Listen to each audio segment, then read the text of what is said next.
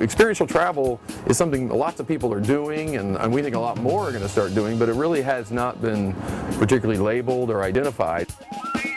The values of a traveler, to me, are being open-minded, being curious. It's about being able to accept the unexpected, seeing how other people see the world.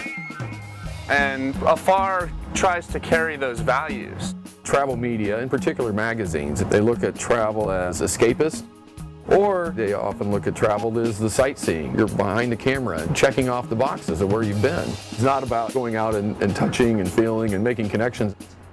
I was a lawyer, and then I started a company, and I got to do a lot of business travel. So we wanted to show you the photos for the French bread story. The writer goes to Paris to perfect his baguette, to learn the artisanal methods of baking French bread.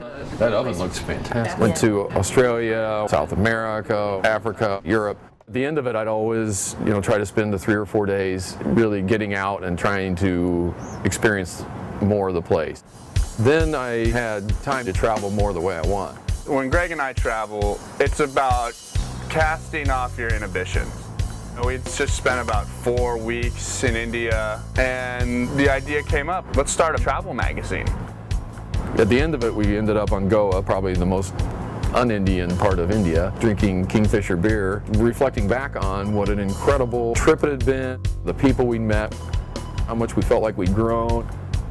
And we talked about what can we do to help inspire people to travel like this, help people like us come up with other ideas.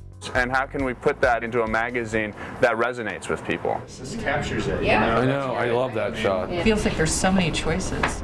This is good. 4 more of these features, and then we've got ourselves a deal. Afar is based in San Francisco, and just a few blocks away is North Beach, the Italian village, right next to Chinatown. And lots of familiar haunts that people hit.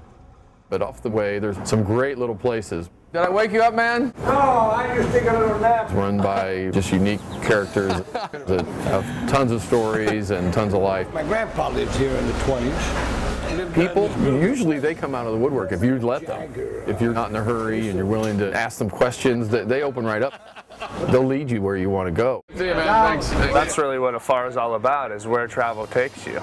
How do you get beneath that surface? We're always looking for the experience to get through. And the great thing about going overseas is you're stretching, you're going in unfamiliar territory, and that's where you get some growth. That's where the charge comes from.